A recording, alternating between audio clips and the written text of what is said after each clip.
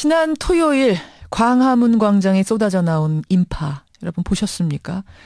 애초에 주최 측이 신고한 인원은 2,000에서 3,000명이었는데요. 웬걸요? 3만 명 가까운 인원이 모였습니다.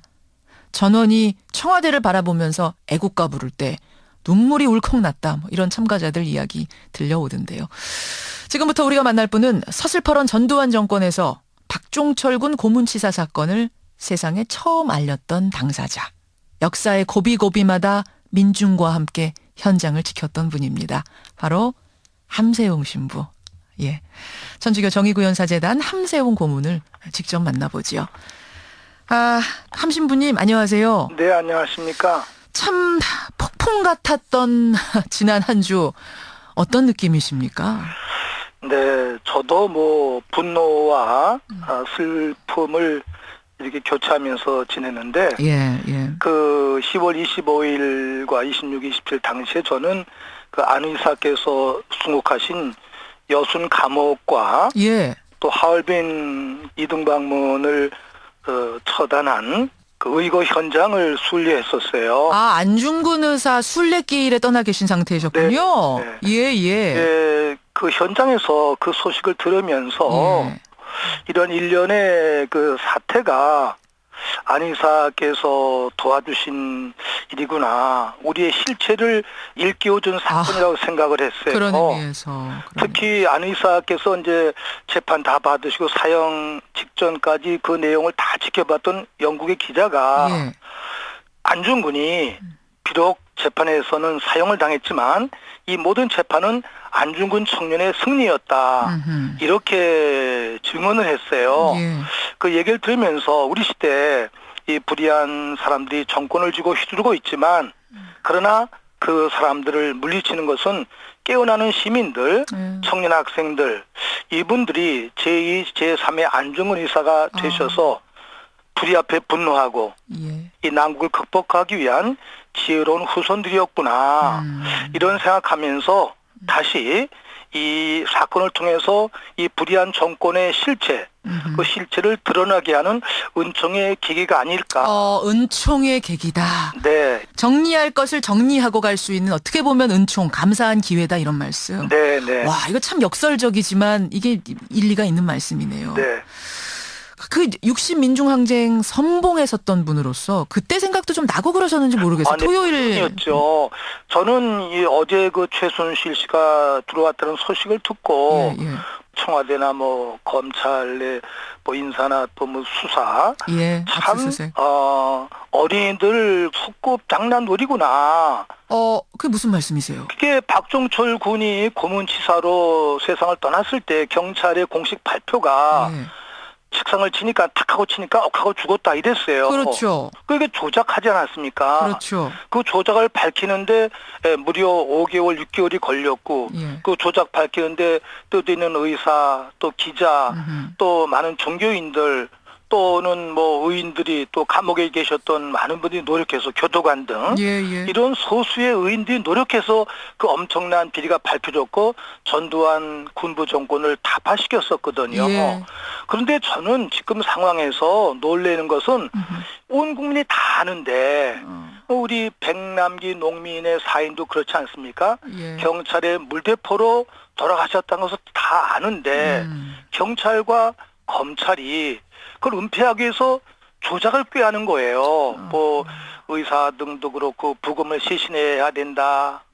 뭐 말아야 된다. 이런 얘기들. 이게 나오는 자체가 웃음인데 지금 검찰과 또 검찰의 수사나 청와대 대응 방안을 보면 최순실을 통해서 또는 박근혜 씨가 저지른 죄악이 엄청나게 큰데 이른바 국정농단인데 그 농단에 대해서 진실적인 사과를 해야 되는데 빈 말로 사과를 하고 그걸 은폐하기 위한 일들을 하고 있는 거예요.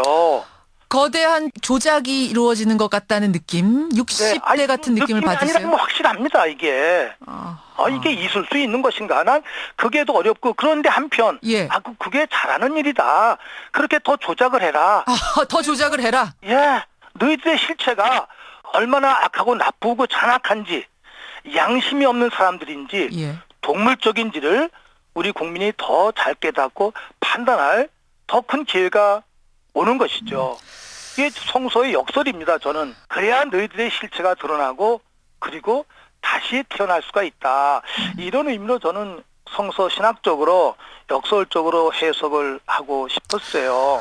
온 국민이 다 하는데 본인들만 눈 가리고 아웅하고 있는 것 같은 그 느낌이 예전 박종철 군 고문치사 사건 때 60항쟁 때와 비슷한 느낌을 또 받는다. 지금 이 말씀을 하셨는데 근데 지금은 70년대 80년대가 아니지 않습니까, 신부님? 그래서요. 우리 왜 바이러스라는 게 있잖아요. 바이러스 있죠. 이게 항생제로도 안 잡힙니다. 예, 예. 그걸 약으로 뭘로 잡으려 하는 순간 변종이 돼버리는 거예요. 어허. 70년대 박정희의 독재, 80년대 전두환의 독재가 이 자본 중심으로 된 이 시대에 와서 변종이 되는 거예요. 그게 많은 이 시민들과 국민들이 이 독재의 그 더 무서운 독재를 실감을 못하고 있습니다. 이제 좀 가 됐어요. 변종 바이러스라고 보시는 거예요? 우리는 그 네, 바이러스 네. 잡힌 줄 알았는데 안 3, 40년이 지난 지금은 변종 바이러스가 활개치고 있... 예. 이게 더 무서운 거죠. 그 최순실 바이러스입니까? 그 이름은? 박근혜 바이러스죠. 최순실이야 뭐 그냥 다 그 동업자들인데요. 변종 바이러스가 3, 40년이 지나서도 활개치고 있다. 참 이 얘기가 가슴 아프게 들리고 충격적으로 들리는데요. 그렇다면 이 국기문란 사태가 국가적인 위기로 이어지지 않기 위해서 어떤 수습책, 우리가 냉철하게 뭘 해야 된다고 생각하십니까? 이 박근혜와 청와대 또는 검찰, 물론 뜻 있는 의로운 검찰이 계십니다. 이제 저는 그분들이 분발하기를 정말 바라고 기도하고 있어요. 그런데 구조적으로 그분들이 힘을 낼 수가 없습니다. 그래서 우리 국민들이 힘을 모아서 원래 우리 주권은 국민에게 있다. 이 관료들이나 정권 담당자들은 우리들의 봉사자다. 그런 의식을 다시 되찾아주는 것이 바로 국민 주권 운동이 아닐까 생각하면서 요새 젊은이들이 펼치고 있는 국민 주권 운동에 제가 더 관심을 갖고 귀 기울이고 있습니다. 이제 국민 주권 운동, 항쟁 해결책. 운동도 바로 국민 주권 운동이다. 아하. 저는 이렇게 해석을 합니다. 지금 이 상황에서 어디에다가 우리가 의지하고 해결책을 구하겠는가? 결국 국민들 스스로가 주권 의식을 가지고 나서야 한다. 이 문제를 냉철하게 해결해야 된다. 이 말씀이시네요. 네. 알겠습니다. 저는 근데요, 우리 종교계도 좀 돌아볼 필요가 있는 것 같아요. 물론 한 신부님처럼 용기 있는 분들도 계시지만 사회적인 이슈에 침묵했던 분들도 상당히 많고 또 사실은 이제 이게 최태민 씨로부터 영세교로부터 이어져 내려왔던 어떤 그런 것이다라는 이야기가 나오고 있는 상황이어서 말이죠. 우리 종교계가 어떻게 바라보고 있는지 저는 궁금합니다. 정말 부끄럽죠. 그래서 예수님께서 세상에 오셨을 때 1차적으로 비판하고 지적한 대상이 종교인들이었어요. 너 유산자들아, 종교인들아. 종교가 제대로 되면 그 사회가 막습니다. 박근혜의 모습, 최순실의 모습은 그만큼 우리 종교와 이 세상과 우리 모두가 썩었다는 반증이죠. 그래서 저는 한 종교인으로서 박근혜의 모습, 또 최순실의 이 모습, 새누리당 검찰의 이 모습이 내 안에 내재되어 있다. 그거를 도려내는 그 작업이 필요하다. 그게 신학적으로는 회개가 되겠죠. 남을 꾸짖기 전에 먼저 회개하자. 너 자신을 되돌아보라 라는 그러한 내용인데 저도 뼈 아프게 생각하면서 늘 성찰하고 있습니다. 1차적으로 교회와 정치, 교회와 세상은 똑같은 겁니다. 교회가 정화되면 세상이 정화됩니다. 또 세상이 썩으면 교회도 썩습니다.